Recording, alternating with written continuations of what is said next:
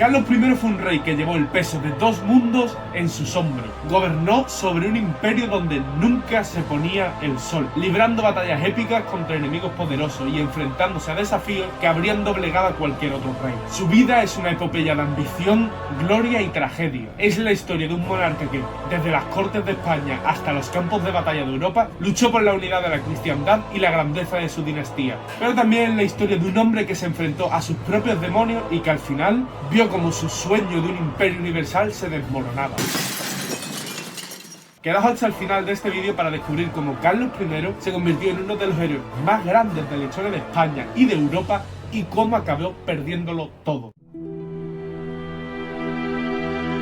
Nacido el 24 de febrero de 1500 en Gante, la actual Bélgica, en una Europa que pronto cambiaría para siempre. Desde su nacimiento, su vida estuvo marcado por un linaje impresionante que le concedió un imperio vasto y complejo, aunque también plagado de completos desafíos. Fue hijo de Juana de Castilla, que también fue conocida como Juana la Loca, y de Felipe el Hermoso, el archiduque de Austria. Carlos, desde jovencísimo, heredó todos los reinos de Castilla y Aragón, y no solo eso, sino que también heredó los dominios de la Casa de los Habsburgo, que incluían los territorios del Sacro Imperio Romano Germánico. Este vastísimo conglomerado de tierras y títulos le convertiría en uno de los monarcas más importantes de la historia, pero también le plantaría retos casi insuperables desde el inicio de su reinado. A pesar de su origen regio, su infancia y juventud transcurrieron lejos de España, bajo la tutela de su tía Margarita de Austria en los Países Bajos. Allí Carlos creció en una corte refinada y muy cosmopolita, rodeado de consejeros flamencos y educado por la tradición borgoña. Su madre Juana había sido declarada incapaz de gobernar debido a su estado mental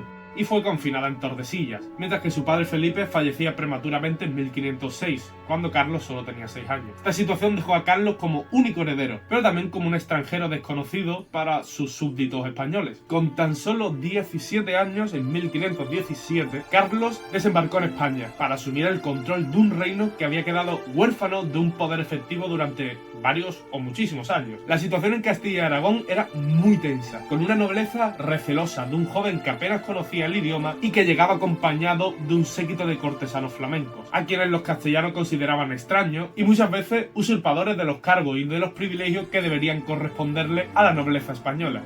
A pesar de su impresionante herencia, Carlos debía enfrentarse a un reto inmediato, que era ganarse la confianza de todos sus nuevos súbditos. Este joven monarca se enfrenta a su primer gran desafío: ganarse la legitimidad en un reino donde sombra de su madre, la reina Juana, aún proyecta una larga y perturbadora influencia. Aunque Juana había sido declarada incapaz de gobernar, muchos la seguían viendo como la real reina, la legítima soberana de Castilla, y Carlos pues debía luchar para imponer su autoridad. Las Cortes de Valladolid, convocadas en 1518, se convirtieron en un campo de batalla político. Los nobles castellanos, liderados por figuras como el condestable Íñigo Fernández de Velasco y el almirante Fadrique Enríquez, cuestionaban la legitimidad de un monarca que, en su opinión, no entendía las necesidades de su reino. Y es que imaginaos que sois nobles de España y llega un flamenco nacido en Gante, nacido allí en Bélgica, que no pinta nada y quiere imponer sus leyes por encima de los nobles. Carlos demostraba ser muy inteligente y era consciente de que debía afianzar su posición. Accedió a jurar las leyes y con las costumbres castellanas y aprender el idioma, que no lo había aprendido hasta ahora, prometiendo respetar los derechos y privilegios de los españoles. A cambio, fue reconocido como rey junto a su madre, la reina Juana, en un delicado equilibrio de poder que solo aumentó la tensión en la corte. Pero mientras tanto, en Aragón, la situación no era menos complicada. La nobleza aragonesa, orgullosa y celosa de sus privilegios, también recibió con escepticismo al joven monarca. A diferencia de Castilla, Aragón era un reino con una tradición de fueros y cortes más marcados, lo que dificultaba aún más la consolidación del poder real. El emperador tuvo que jurar los fueros aragoneses en Zaragoza y negociar con las cortes aragonesas para ser aceptado como su soberano. La imagen de un rey extranjero rodeado de consejeros que no entendían las particularidades del reino no ayudaba a consolidar su legitimidad. Pero este reconocimiento es solo el comienzo de sus problemas, ya que la situación se complica mucho cuando llega 1519 y su abuelo paterno, Maximiliano I, muere, dejando vacante el trono del Sacro Imperio Romano Germánico. Carlos decide presentarse como candidato, pero para ello necesita recaudar fondos y apoyo, y España aún recuperándose de la Guerra de los Reyes Católicos y del costosísimo proyecto de la conquista de América, no está en condiciones de financiar sus ambiciones imperiales. Así que el rey recurre a préstamos de banqueros alemanes como los Fugger, quienes financiaban su candidatura a cambio de generosas concesiones. Y finalmente, en junio de 1519 es elegido emperador en Frankfurt, superando a su principal rival, Francisco I de Francia, que ve en Carlos a un adversario implacable en su lucha por la hegemonía europea, y esto lo veremos más adelante a lo largo del vídeo, ya que serán rivales para siempre. Por fin fue convertido en Carlos V, el emperador del Sacro Imperio Romano Germánico. Su posición es ahora más poderosa, la más de toda Europa, pero también muy precaria. Los gastos para asegurarse el trono han endeudado a la corona española, y su ausencia en Castilla ha alimentado el descontento. El clima de enfado generalizado se convirtió en un levantamiento abierto en 1520, cuando estalló la rebelión de las comunidades de Castilla. Esta revuelta, que comenzó en ciudades como Toledo, Segovia y Salamanca, fue liderada por un grupo de ciudadanos y nobles que se sentían traicionados por un monarca que parecía más interesado en su ambición imperial que en las necesidades de sus súbditos castellanos. Los comuneros, encabezados por líderes carismáticos como fueron Juan de Padilla, Juan Bravo o Francisco Maldonado, reclamaban un gobierno más cercano y representativo, y exigían que la reina Juana fuese liberada para asumir el poder en lugar de su hijo. Para Carlos, quien no había tenido tiempo de asentarse, la rebelión de las comunidades fue un golpe devastador. Apenas había comenzado su reinado y ya se enfrentaba a la posibilidad de perder su reino y todo lo que había conseguido. La rebelión de las comunidades se extendió rápidamente por toda Castilla, amenazando con destruir la frágil estabilidad del reino. Las demandas de los comuneros incluían la expulsión de los consejeros flamencos, el respeto a las libertades castellanas y el cese de los tributos abusivos para financiar la elección imperial de Carlos como emperador del Sacro Imperio. Ante todo el caos que se apoderaba de Castilla, nuestro protagonista, quien se encontraba en Alemania atendiendo sus asuntos imperiales, confió el control del reino a su delegado, Adriano de Utrecht. Sin embargo, los intentos de negociación de Adriano con los comuneros resultaron infructuosos y la situación empeoró mucho. La rebelión llegó a su punto álgido en 1521, cuando las fuerzas comuneras y las leales al rey se enfrentaron en la batalla decisiva de Villalar. El 23 de abril de 1521, las tropas reales, comandadas por el condestable de Castilla y el almirante de Castilla, se enfrentaron a los ejércitos comuneros en las llanuras de Villalar. Bajo una lluvia intensa que utilizó la artillería de los rebeldes, las fuerzas reales obtuvieron una victoria aplastante. Los líderes comuneros, Padilla, Bravo y Maldonado, fueron capturados y fueron ejecutados al día siguiente. Por suerte para Carlos, con la muerte de los rebeldes, la resistencia comunera se desmoronó rápidamente y en pocas semanas el último bastión de la revuelta, la ciudad de Toledo, capituló ante las fuerzas reales. La represión fue implacable. Carlos, que habría aprendido la dura lección de no subestimar el poder de sus súbditos, decidió no mostrar clemencia. Centenares de comuneros fueron ajusticiados y sus bienes confiscados. Aunque la rebelión había sido sofocada, el resentimiento permanecía latente en Castilla. La brutalidad de la represión dejó cicatrices profundas en la sociedad castellana y sembró la desconfianza hacia un monarca que aún era visto como un extraño con tan solo 21 años. Con la victoria en Villalar, Carlos logró consolidar su autoridad en Castilla, pero a un alto costo. La revuelta había revelado las profundas fracturas en su reino y las dificultades de gobernar una nación que aún no aceptaba completamente su autoridad. Sin embargo, a pesar de las dificultades, el joven monarca había superado su primera gran prueba. Habría demostrado ser capaz de enfrentarse a la adversidad y de imponer su voluntad. Este triunfo le otorgó la confianza necesaria para enfrentar los desafíos aún mayores que se avecinaban, como puede ser la expansión otomana, la reforma protestante y la guerra con Francia. Una lucha que definiría su reinado y el destino de Europa al completo. Me gusta muchísimo este personaje porque con tan solo 20 años aprende muchísimo y demuestra lo valiente y fuerte que es. Con 21 años ya se había enfrentado a todos estos problemas y aprendió una valiosa lección, y es que el poder no se concede, se toma y se defiende con mano firme.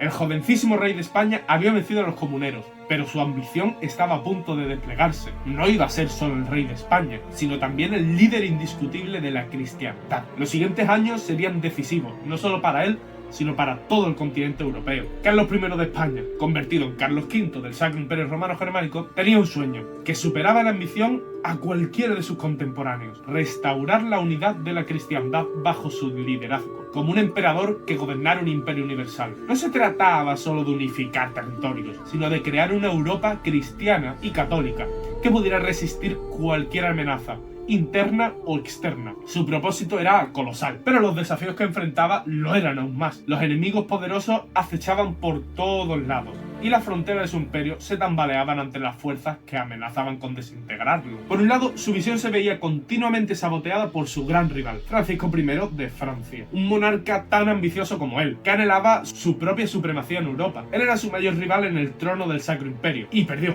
Pero no iba a permitir que esto ocurriera más. Francisco, astuto y carismático, veía a Carlos a un monarca joven e inexperto, pero pronto descubriría que subestimar al emperador sería su mayor error. Las tensiones entre ambos crecieron rápidamente, pues ambos aspiraban al control de Italia, el que fue la llave del poder europeo. Este territorio, muy rico y muy estratégico, era un campo de batalla ideal para demostrar quién tenía la autoridad definitiva en el continente. En su mente, Carlos sabía que el verdadero control de Europa se decidiría en los campos de Italia, y que cualquier error podría costar el fin de su sueño imperial. Y pronto comenzó una guerra que cambiaría definitivamente el mapa y el panorama. En 1521, Francisco I intentó aprovecharse de la situación interna de España para debilitarlo. Navarra, que fue anexionada por Fernando el Católico en 1512, se convirtió en un foco de resistencia contra la monarquía hispánica. La población navarra, mayoritariamente fiel a los Albrecht, la familia real depuesta, se levantó en armas con el apoyo explícito de Francisco I, quien envió tropas para respaldar la insurrección. El levantamiento de Navarra comenzó con la incursión del ejército franco-navarro, bajo el mando de Enrique I de Navarra, hijo de Juan de Albret y Catalina de Foix. Los franceses y navarros consiguieron recuperar gran parte del territorio navarro, incluido Pamplona, pero la respuesta de Carlos fue rápida y decisiva. Las tropas imperiales y castellanas, lideradas por Íñigo Fernández de Velasco y Antonio Manrique de Lara, marcharon hacia Navarra, enfrentándose a los sublevados en la batalla de Noain, el 30 de junio de 1521. La batalla fue un desastre para los franco-navarros. A pesar de la valentía de los rebeldes, la superioridad numérica y táctica de las fuerzas del emperador resultó decisiva. La infantería española, formada en el famoso tercio, utilizó a sus piqueros y arcabuceros para desgastar a los franco-navarros, obligándolos a retroceder. Tras la derrota en Noain, la resistencia navarra se derrumbó y el dominio español sobre Navarra se restableció definitivamente. Este episodio fue solo el comienzo de una gran serie de enfrentamientos que se prolongarían durante años, con un Francisco I intentando recuperar Navarra en repetidísimas ocasiones, y todas sin éxito. La derrota en esta región fortaleció la posición de Carlos y le permitió concentrar sus esfuerzos en otros frentes, especialmente en Italia, donde la guerra continuaba con renovada intensidad. Porque sí, la guerra contra Francisco, como una metástasis, no terminó en España y en Navarra, sino que también se pasó hacia Italia. La siguiente etapa fue crítica en la guerra. En 1522, tras recuperar Navarra, Carlos se centró en expulsar a las tropas francesas de Italia. La ciudad de Milán, un enclave estratégico, estaba en manos de los franceses y defendida por las fuerzas del vizconde de Lautrec. Este decidió tomar la ofensiva contra los imperiales, que se habían entrincherado en una posición defensiva en Bicocca, un pequeño pueblo de Milán. La fuerza de Lautrec incluía a los famosos piqueros suizos, conocidos por su gran disciplina y su grandísima efectividad en combate. El ejército franco-suizo avanzó con confianza hacia las posiciones imperiales, creyendo que su superioridad numérica y la temida formación de piqueros suizos serían suficientes para arrollar a los defensores. Sin embargo, el marqués de Pescara y Próspero Colonna habían dispuesto a sus hombres estratégicamente. Los arcabuceros españoles se colocaron detrás de los parapetos y de zanjas, desde donde podrían disparar si sean alcanzados por la infantería enemiga. Cuando los suizos avanzaron su apretadísima formación, los arcabuceros comenzaron a disparar en salvas continuas. Esto significa que el primero dispare y se cambie de posición para dejar al siguiente disparar, algo que para nosotros es muy común, pero en esta época no se usaba. Esta estratagema, sencilla y muy poderosa, causó un daño devastador. La cadencia de disparo y la precisión de los soldados españoles desorganizaron rápidamente las filas enemigas. Cada vez que intentaron avanzar, eran recibidos por una lluvia de plomo que causaba un auténtico caos en sus filas. Los soldados caían en masa, aplastados por artillería y plomo, formando montañas de cadáveres que bloqueaban el avance de los que seguían detrás y causaban más bajas. Lautrec, viendo la situación crítica, ordenó repetidos ataques constantemente, pero cada intento fue repelido con más ferocidad. Los suizos, desesperados por cumplir con su contrato de mercenarios y evitar la deshonra de su retirada, avanzaron una y otra vez hacia una muerte segura. Los cuerpos se acumulaban en las zanjas y en el campo de batalla lleno de barro. creando un escenario dantesco de sangre y destrucción. Y finalmente, tras horas de carnicería, Lautrec se dio cuenta de que la situación era insostenible. Los suizos, diezmados y desmoralizados, comenzaron a retirarse en desorden.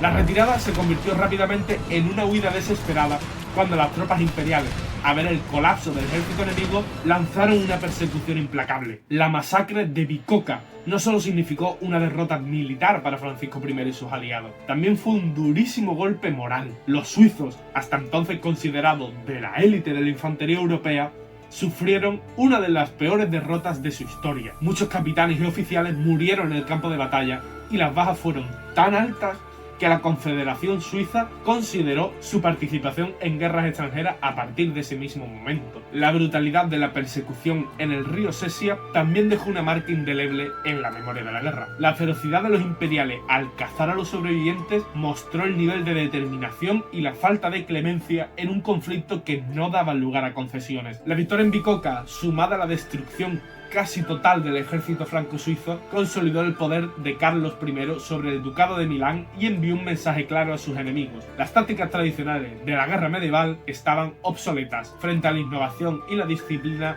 de los flexibles tercios de España. Francisco, al enterarse de la derrota, sintió la misma desesperación que Carlos había sentido la gloria. El rey francés, humillado, comprendió que su rival no solo tenía la fuerza de las armas, sino también de la inteligencia estratégica para utilizarla. Bicocca fue un golpe mortal para su campaña italiana, y con ella se desvanecía su esperanza de arrebatar Milán a los Habsburgo. Luego de esta y varias batallas más, el emperador español se preparó para una confrontación final. Para Carlos, la guerra en Italia no era solo un conflicto territorial, era un duelo de titanes, una prueba de su capacidad para gobernar un imperio que abarcaba desde los helados picos de los Alpes hasta las doradas costas de América. Con cada carta que llegaba a su despacho, con cada informe de las escaramuzas en los territorios lombardos, su determinación crecía. No podía permitirse flaquear, no frente a Francisco, que desafiaba su autoridad con una obstinación temeraria. Carlos había escuchado los relatos de sus generales sobre la brutal eficacia de los piqueros suizos, el orgullo de Europa, invictos en tantas y tantísimas batallas, pero también había visto la innovación y la fuerza de sus propios tercios, hombres curtidos en 1001 combates, que habían aprendido a usar el arcabuz como una extensión de su brazo y a mirar al enemigo sin miedo. Decidida a demostrar al mundo que su imperio no se doblegaría ante nadie, envió órdenes precisas. Los franceses y sus aliados debían ser derrotados de manera contundente y sin concesiones. Los franceses, decididos a no ceder ante su enemigo, reunieron otro gran ejército y cruzó los Alpes en 1524. Después de tomar Milán, se dirigieron hacia Pavía, una plaza muy fuerte, situada estratégicamente al sur de Milán, con la intención de consolidar su control en Lombardía. El asedio de Pavía comenzó en octubre de 1524. Francisco confiaba en su superioridad numérica y trató de tomar la ciudad muy rápidamente, pero estos siempre se olvidan de que sus enemigos son los españoles, y la guarnición imperial de Pavía, liderada por Antonio de Leiva, resistió tenazmente, utilizando su artillería y las fortificaciones de la ciudad para repeler una y otra vez los constantes ataques franceses. La situación se convirtió en un punto muerto, con los franceses incapaces de tomar la ciudad y los defensores resistiendo con escasos suministros. Mientras Francisco se empantanaba en el asedio, Carlos y sus generales, el marqués de Pescara y Carlos de Lannoy, planificaban una ofensiva que iba a cambiar las tornas. Sabían que el ejército francés estaba muy vulnerable, atrapado entre las murallas de Pavía y el río Tesino. En febrero de 1525 decidieron actuar. Bajo la oscuridad de la noche, las tropas imperiales cruzaron el río y se posicionaron alrededor del campamento francés. Al amanecer del 24 de febrero, lanzaron un ataque sorpresa. La caballería pesada francesa, que intentó repeler el asalto, fue atacada por los arcabuceros españoles y los lanzaquenetes alemanes. La batalla se convirtió en un caos total. Los franceses, que fueron incapaces de organizarse, fueron diezmados y aplastados por la potencia de fuego de los arcabuces y la disciplina de los tercios. Francisco se encontraba luchando en el centro de la batalla. Intentó resistir, pero fue rodeado y capturado. La victoria imperial fue total y totalmente decisiva. El ejército francés fue destruido al completo y el propio rey de Francia fue llevado prisionero hasta Madrid. La captura de Francisco cambió el curso de la guerra y dejó a Carlos como el amo indiscutible de Europa. Carlos, al recibir las noticias de la victoria, sintió un torrente de emociones. En sus manos se encontraba la carta que le informaba que los enemigos habían sido exterminados. Para él, esto no era solo una victoria, era una afirmación de su destino como gobernante de un imperio sin igual, como amo y señor de Europa y sus vastas tierras. Su ambición, que ya era vasta, creció aún más. Carlos no solo quería mantener el control sobre Italia, quería establecer un legado que perdurara por generaciones. Un imperio que ningún hombre pudiera desafiar. Consiguió firmar la Paz de Madrid, un tratado que le otorgaba muchas ventajas frente a Francia, ya que Francisco renunciaba al milanesado y a muchas cosas más. Pero la razón por la que no vamos a profundizar en esto es porque el rey de Francia rompería ese mismísimo tratado de paz poco tiempo después de salir de prisión, reanudando las hostilidades. Pero bueno, sirvió para darle un respiro a Carlos, quien pudo reorganizarse ante los siguientes problemas que le acechaban. Ya no era el joven monarca que había subido el trono entre dudas y rechazos. Ahora era el emperador invicto, el comandante de ejércitos que doblegaban a los más fieros guerreros de Europa. Pero no todo eran rosas para este héroe nacional. Mientras Carlos consolidaba su dominio en Italia y sus ejércitos celebraban victorias aplastantes en los campos de batalla, una sombra se cernía sobre su vasto imperio. El fuego de la reforma protestante comenzaba a arder con una intensidad que amenazaba con consumir la unidad religiosa de Europa. Y como ya hemos dicho, Carlos debía ser el más firme defensor. Lo que había comenzado como una protesta aislada en las puertas de una iglesia en Wittenberg se había convertido en un movimiento imparable que sacudía los cimientos del Sacro Imperio Romano-Germánico. Martín Lutero, un monje agustino decidido a desafiar las prácticas corruptas de la Iglesia Católica, había desatado una revolución espiritual que se extendía como un incendio por toda Alemania. Para nuestro protagonista, el defensor acérrimo del catolicismo y protector de la fe, la reforma no era solo un desafío religioso, sino un ataque directo a la estabilidad política de su imperio. La aparición de nuevos príncipes protestantes que abrazaban las ideas luteranas no solo por convicción espiritual, sino también para debilitar la influencia del emperador y aumentar su propio poder, complicaba aún más la situación. La paz y la unidad de su vasto dominio pendían de un hilo, y la guerra, aunque fuese de índole religiosa, parecía inevitable. En 1531, los príncipes y ciudades protestantes, liderados por Felipe de Hesse y Juan Federico de Sajonia, fundaron la Liga de Smalcalda, una alianza militar defensiva creada para protegerse de las amenazas imperiales y asegurar la libertad de culto de sus territorios. Esta coalición, bien organizada y resuelta a resistir cualquier intento de represión por parte de Carlos, se convirtió en una espina en el costado del emperador. El joven monarca, atrapado en múltiples frentes, intentó al principio manejar la situación con diplomacia. Convocó la Dieta de Habsburgo en 1530, un intento por restaurar la unidad religiosa a través del diálogo y la reconciliación. Pero Lutero, excomulgado y proscrito, y los príncipes de la Liga se mantuvieron firmes en sus convicciones.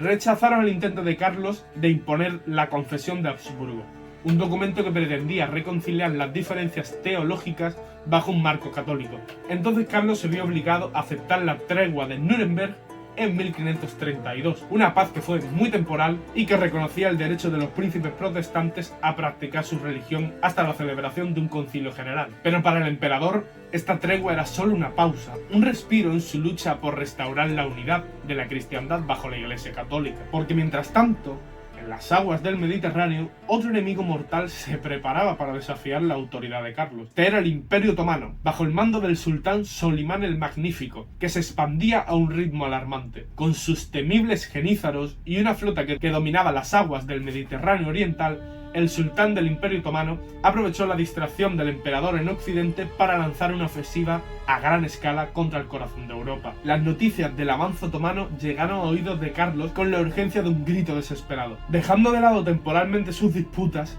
el emperador convocó a sus ejércitos y marchó hacia Austria. La tensión en Europa era palpable. Si Viena caía, el corazón del Sacro Imperio Romano Germánico estaría abierto a la invasión otomana. Pero Viena, defendida por su guarnición y reforzada por las tropas españolas, se preparó para el asedio. Solimán, consciente de que el tiempo jugaba en su contra, lanzó una serie de asaltos contra las murallas de la ciudad. Los cañones turcos tronaron y los gritos de los genízaros se alzaron sobre el campo de batalla. Las defensas de la ciudad, lideradas por el duque de Baviera y el conde de Salt, resistieron con una tenacidad que sorprendió incluso a los propios otomanos. Carlos había reunido a un ejército de socorro y marchó rápidamente hacia el este con la rapidez de un águila al acecho. Al enterarse de su llegada, Solimán enfrentado a la posibilidad de ser atrapado entre las murallas de Viena y las fuerzas imperiales, decidió retirarse completamente. El asedio se levantó y la ciudad, agotada y destruida, se levantó invicta. Y estos celebraron una victoria que resonó en toda Europa. Solimán regresó a Constantinopla, pero su sombra seguía proyectándose sobre el Mediterráneo, otro punto de inflexión del que se debería enfrentar nuestro protagonista. Los piratas berberiscos, aliados del sultán y liderados por el infame Barbarroja, asolaban las costas de España e Italia, secuestrando a los habitantes, saqueando las ciudades costeras y sembrando el terror en las aguas del Mediterráneo. Cada incursión era un recordatorio de que, mientras Carlos se enfrentaba a la herejía en el norte, el sur de su imperio ardía bajo el ataque constante de un enemigo igualmente temible y feroz.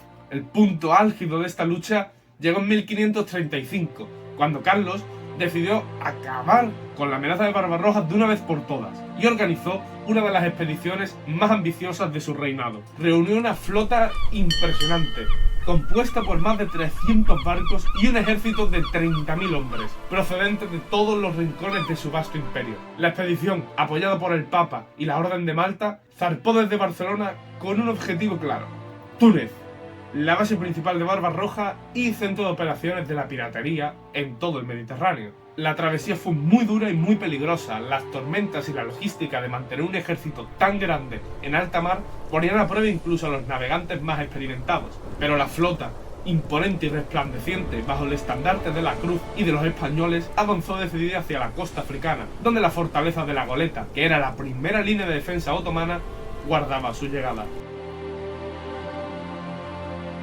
El asalto a la Goleta fue una demostración de fuerza y coordinación militar. Los cañones de los galeones españoles abrieron fuego sobre las murallas, mientras las tropas desembarcaban bajo una lluvia de flechas y proyectiles. Los genízares, son guerreros formidables y bien entrenados, defendieron ferozmente cada palmo de terreno, pero el empuje de las tropas imperiales, comandadas por el excelentísimo Carlos en persona, fue imparable. La Goleta cayó tras días de encarnizados combates, y el camino hacia Túnez quedó despejado. Con la caída de este territorio, el ejército imperial se lanzó sobre la ciudad de Túnez. Estaba defendida por miles de soldados otomanos y partidarios de Barbarroja, que se preparó para una resistencia desesperada. Pero Carlos era consciente de la importancia de esta victoria. Desplegó todas sus fuerzas en un asalto masivo. Los muros fueron escalados, las puertas derribadas y la ciudad tomada en una brutal batalla que dejó miles de muertos. Barbarroja, incapaz de defender la ciudad, huyó precipitadamente hacia Argel, dejando atrás un inmenso tesoro compuesto por oro, plata y joyas saqueadas durante años y años de incursiones en las costas cristianas. Pero su mayor pérdida no fue el botín material, sino los miles de cautivos cristianos que mantenía en condiciones inhumanas, prisioneros de un destino cruel y olvidado por mucho tiempo. Al entrar victoriosas las tropas de Carlos en Túnez, estos desdichados fueron liberados en un acto de misericordia, que resonó como un trueno de justicia en toda Europa. La imagen era dantesca. Por las calles de la ciudad liberada, hombres, mujeres y niños, exhaustos y desnutridos,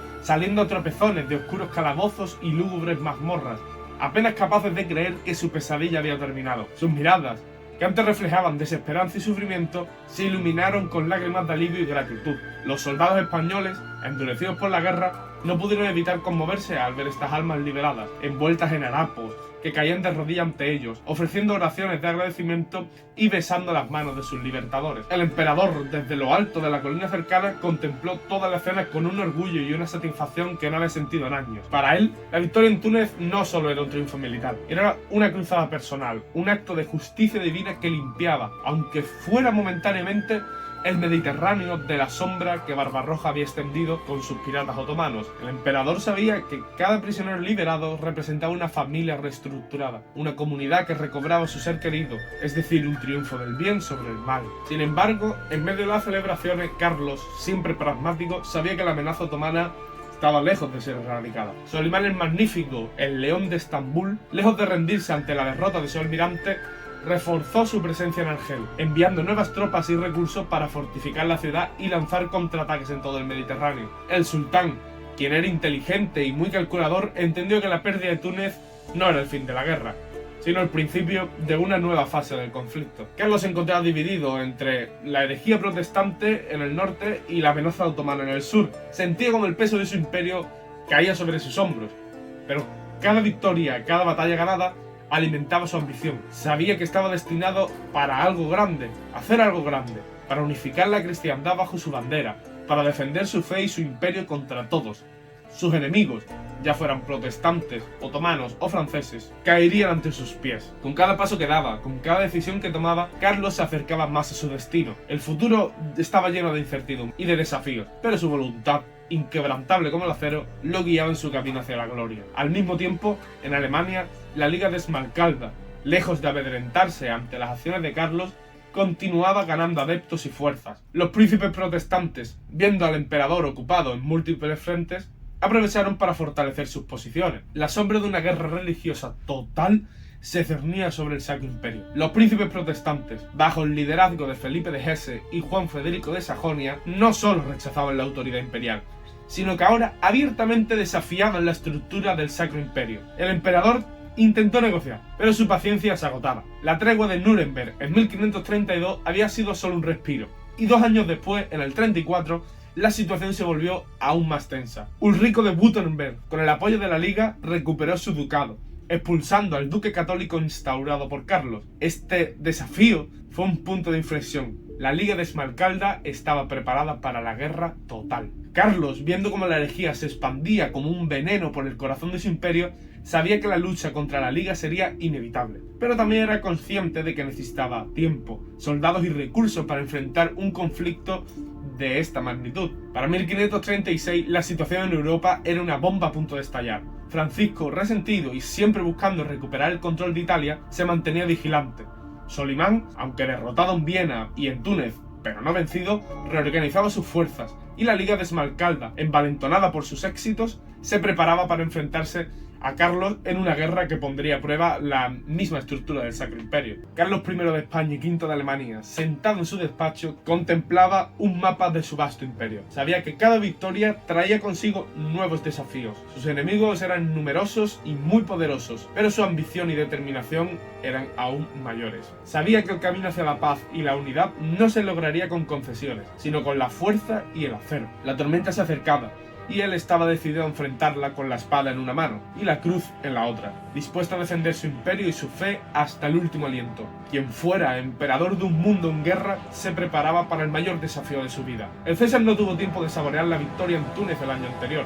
Al otro lado de los Alpes, Francisco I de Francia, humillado y resentido, no había olvidado las derrotas sufridas y veía en las continuas luchas del emperador una oportunidad para vengarse. Así comenzó la Segunda Guerra contra Francia, un conflicto marcado por las mismas rivalidades, traiciones y ambiciones que habían definido su primer enfrentamiento. El conflicto estalló cuando el duque de Milán, Francisco II de Sforza, murió sin herederos en 1535, dejando el ducado de Milán sin un gobernante claro. Carlos, deseoso de mantener su control sobre Italia y sobre esta manzana de la discordia, intentó asegurar la sucesión a favor de su familia. Sin embargo, el rey de Francia vio esto como una amenaza directa y reclamó el ducado para su hijo Enrique. Las tensiones entre los monarcas, que habían permanecido latentes desde la frágil paz alcanzada años antes, estallaron con una furia renovada en 1536. Ambos monarcas, siempre en busca de consolidar su influencia en Europa, sabían que cualquier debilidad sería aprovechada por el otro. Fue en este contexto de desconfianza y rivalidad que Francisco tomó la iniciativa, lanzando un golpe audaz y calculado contra el Ducado de Saboya, un territorio estratégico que separaba Francia de la península italiana. El rey de Francia era consciente de que controlar Saboya le daría una ventaja táctica, aún rompiendo las treguas, así que decidió actuar antes de que Carlos pudiera hacer algo. En marzo de 1536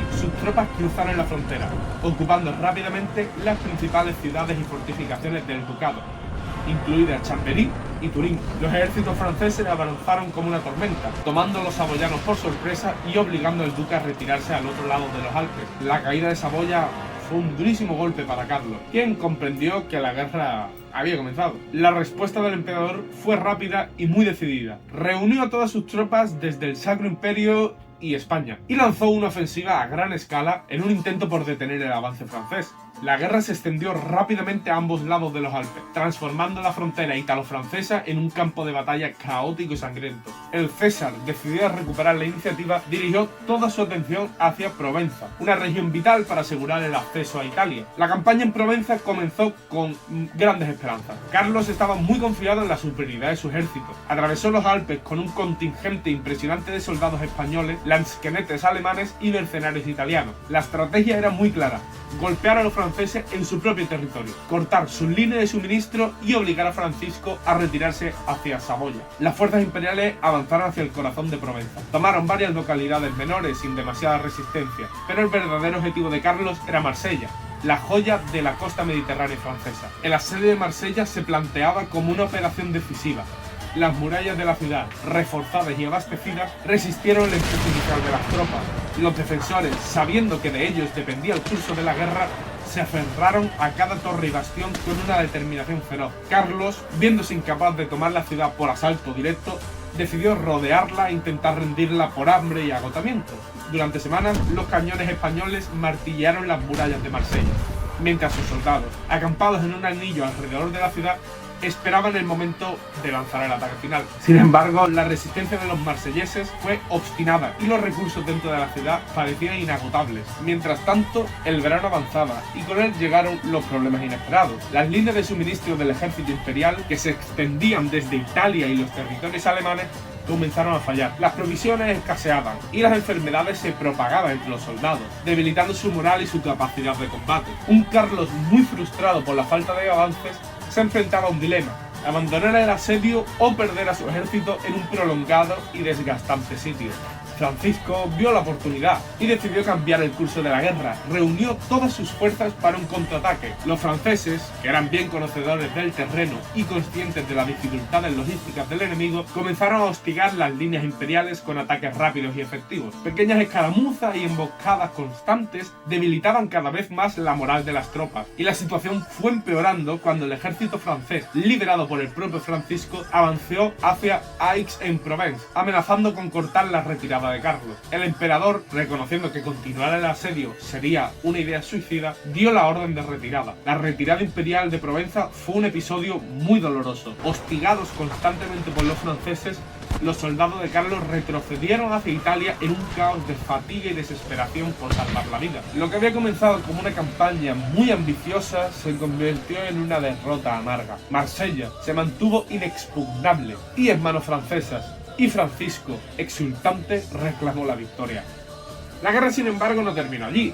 Aunque la ofensiva en Provenza había fracasado, los combates continuaron en el norte de Italia y en el sur de Francia, con ambos ejércitos buscando una victoria decisiva que se les escapaba una y otra vez. Las ciudades de Saboya, Piamonte y el Delfinado fueron testigos de escaramuzas, asedios y pequeñas batallas que, aunque no fueron decisivas, mantuvieron la tensión alta y a los ejércitos en constante movimiento. Finalmente, en 1538, después de 2 años de guerra inconclusa, ambos monarcas se dieron cuenta de que una victoria total era imposible. Los recursos se agotaban, las tropas estaban exhaustas y las finanzas, tanto del imperio como del Reino de Francia, se encontraban al borde del colapso. Ante esta realidad y con la mediación del Papa Pablo III, Carlos I y Francisco I accedieron a reunirse en Niza, en un intento desesperado por alcanzar una tregua que detuviera el derramamiento de sangre. Los monarcas rechazaron estar sentados en la misma habitación, mostrando el odio mutuo que se tenían. Así, las negociaciones se llevaron a través del Papa Pablo III, que tenía que ir de habitación en habitación mediando entre las partes implicadas. Para Carlos, la tregua era una tregua amarga. Había demostrado que, a pesar de su poderío, la guerra contra Francia era una guerra de desgaste,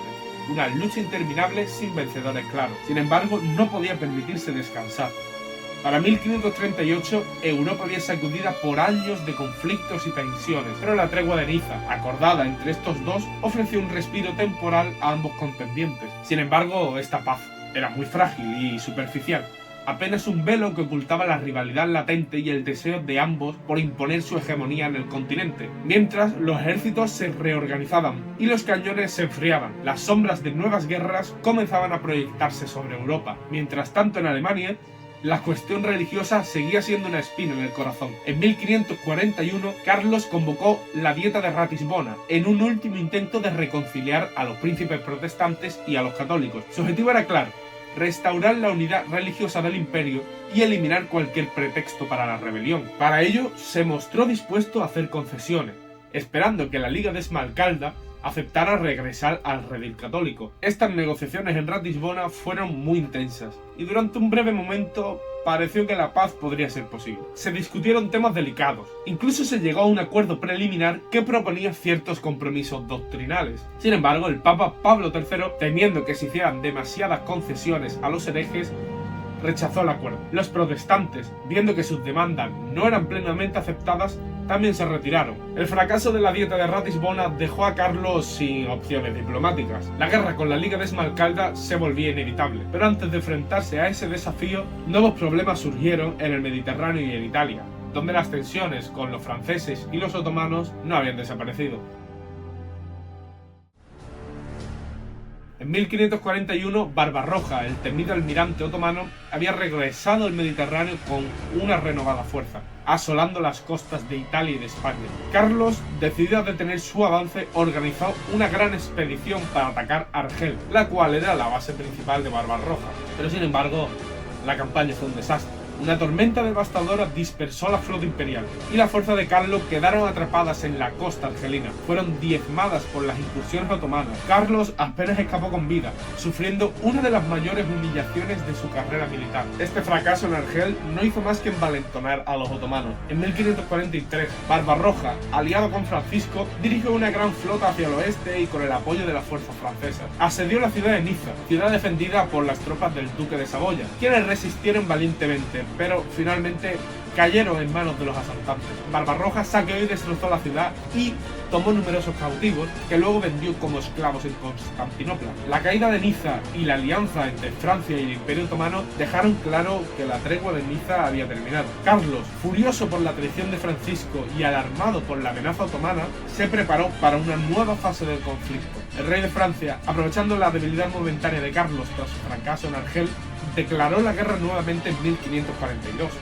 Esta vez, el conflicto se extendió en múltiples frentes, desde el norte de Italia hasta los Países Bajos, pasando por la propia Francia y el Mediterráneo. Francisco, ansioso por recuperar el Ducado de Milán, envió a su ejército a Italia, donde se enfrentó a las fuerzas imperiales en una serie de batallas indecisas.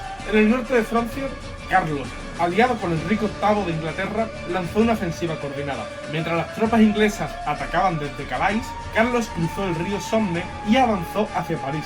La guerra se convirtió en un juego de desgaste, como siempre, con ambos lados incapaces de lograr una victoria decisiva, algo a lo que ya no se tenían acostumbrado. La fortaleza de Saint-Dizier, defendida heroicamente por los franceses, detuvo el avance imperial y dio tiempo a Francisco para reorganizar todas sus tropas. Sin embargo, el conflicto estaba agotando a ambos bandos de nuevo. Los recursos de Carlos estaban al límite y no había tenido tiempo para conseguir nuevos. Las guerras en Italia, en Alemania y contra los otomanos habían drenado las arcas imperiales. Francisco, por su parte, también enfrentaba problemas financieros y un desgaste muy grande de sus ejércitos. La guerra, que en un principio prometía una resolución decisiva, se convirtió en una sangrienta contienda sin fin. Así que finalmente, en septiembre de 1544, ambos monarcas, agotados por la guerra y presionados por sus respectivos nobles y cortes, acordaron la paz de Crepy. Puso fin temporalmente a las hostilidades entre España y Francia. Carlos abandonó sus reclamos sobre Borgoña, mientras que Francisco renunciaba a sus pretensiones sobre Milán y Nápoles. Aunque la paz fue un alivio momentáneo una vez más, no resolvió las tensiones subyacentes entre ambos monarcas. Luego de estos constantes traqueteos de idas y venidas entre ambos reinos, Carlos pudo volver su atención hacia Alemania, donde la Liga de Esmalcalda seguía consolidando su poder. La guerra ya era inevitable. En 1545 el emperador comenzó a preparar una campaña decisiva para derrotar a los príncipes protestantes. Sabían que la victoria no sería fácil, pero su determinación de restaurar la unidad del imperio era inquebrantable. Mientras, los ejércitos se reunían y las armas se afilaban. Carlos I, un monarca fatigado pero indomable, se preparaba para un último baile, una última batalla por la fe y el control de Europa. La guerra de Esmalcalda, que estaba a punto de estallar, decidiría el destino de su imperio y el futuro de la cristiandad en este continente. El César era consciente de que el tiempo para la diplomacia había acabado.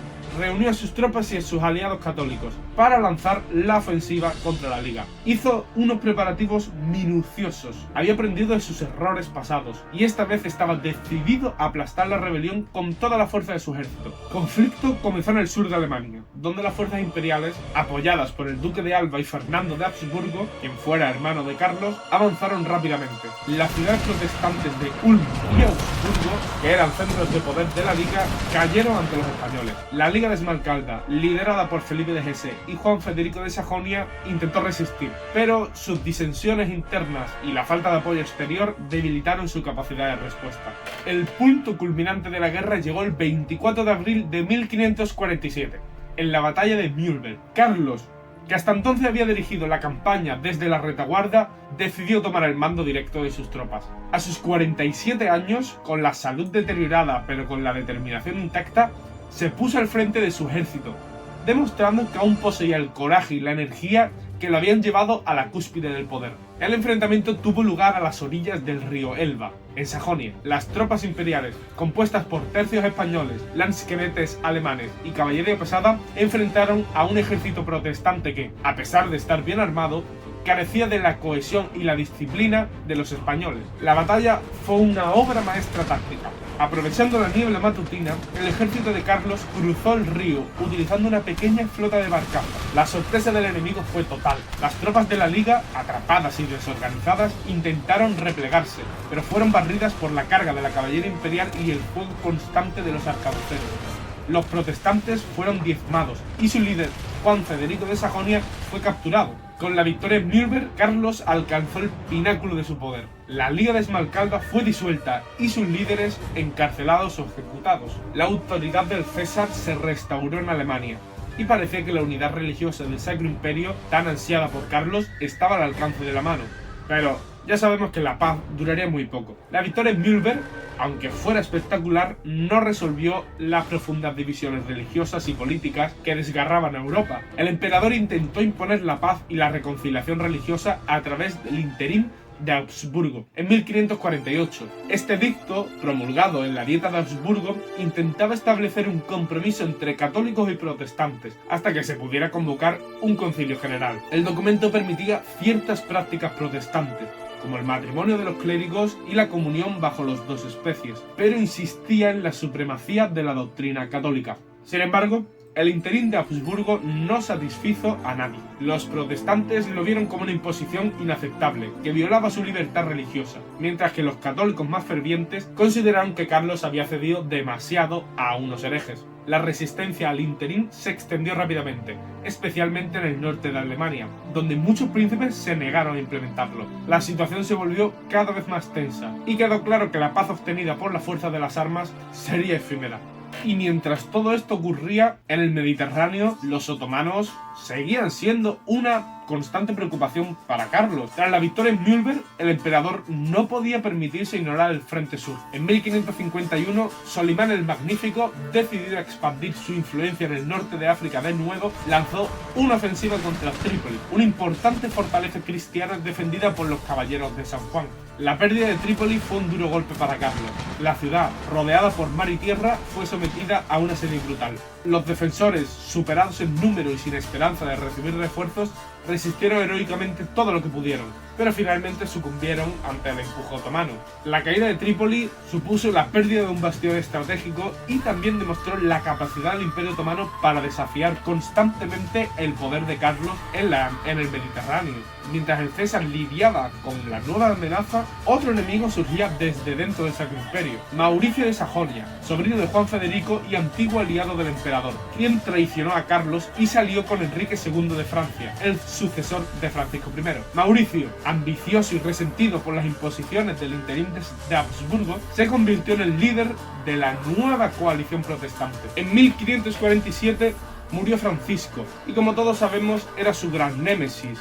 Sin embargo, su sucesor, también muy ambicioso y decidido, siguió dando guerra aliándose con este susodicho Mauricio. En 1552, apoyado por las fuerzas francesas, lanzó una ofensiva sorpresa contra los españoles. El emperador, que se encontraba en Innsbruck, fue tomado completamente desprevenido. Las tropas de Mauricio avanzaron rápidamente hacia el sur, y Carlos, enfermo y debilitado, apenas pudo escapar por los Alpes, cruzando la cordillera en plena tormenta, causando una humillación total.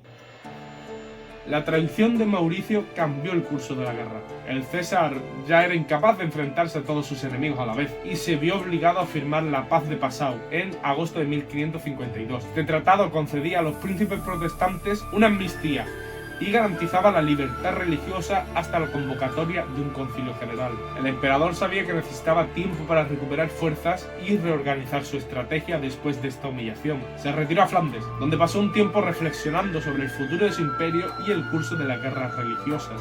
El César había alcanzado las cumbres de su poder, pero cada victoria le había dejado cicatrices profundas en cuerpo y en espíritu. Sus ambiciones de unir Europa bajo una sola fe se veían constantemente frustradas por la resistencia protestante, las traiciones internas y las amenazas externas. La traición de uno de sus compañeros, Mauricio de Sajonia, casi le costó la vida. Fue un duro recordatorio de la fragilidad de su control sobre el Sacro Imperio Romano Germánico. Su salud, ya frágil, se deterioraba rápidamente. La gota, la enfermedad que le atormentaba desde hace años, le dejaba incapacitado durante días enteros, y su ánimo empezaba a ceder ante el peso de los fracasos y las responsabilidades acumuladas. Sin embargo, Carlos no estaba dispuesto a rendirse, aún no. Aún tenía la voluntad de luchar, decidido a enfrentarse a sus enemigos una vez más y, si era necesario, sacrificarlo todo por su visión de una España católica. A pesar de los desafíos en el norte de Europa, la guerra continuaba en Italia. El conflicto entre el papado y el imperio se reavivó cuando el Papa Julio III, temeroso del poder imperial en la península y viendo las debilidades de Carlos, apoyó una insurrección en Siena contra los gobernadores imperiales. La ciudad de Siena, que había sido un centro de resistencia antiimperial, se convirtió en el foco de una guerra encarnizada. El César, a pesar de sus problemas en Alemania,